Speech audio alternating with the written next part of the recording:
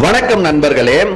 சென்னை பச்சையப்பன் கல்லூரியில் இயக்குனர் ப. ரஞ்சித் அவர்களின் நீலம் பண்பாட்டு மையம் நடத்திய மார்கழியில் மக்கள் இசை என்ற இசை நிகழ்ச்சி டிசம்பர் 26, 27, 28 3 நாட்கள் சிறப்பாக நடைபெற்றது. அந்த விழா நிகழ்வினை கண்டு சில நல்ல கருத்துக்களை பகிர்ந்து கொள்வோம்.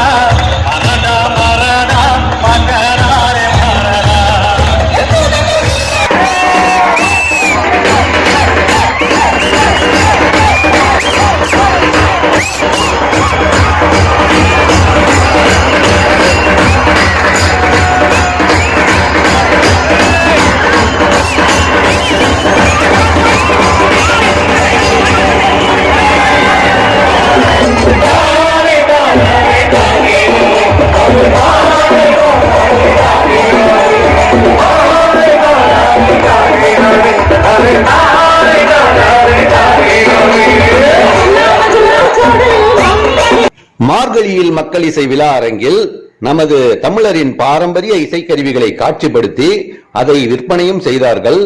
இது நமது பாரம்பரிய இசைக்கருவிகளை காண்பதற்கும் அதை விலை கொடுத்து வாங்குவதற்கும் ஒரு நல்ல களமாக அமைந்தது. மேலும் புத்தக காட்சி சாலை, பலவிதமான உணவுப் பொருட்கள் கடைகள் எல்லாம் அமைக்கப்பட்டிருந்தது.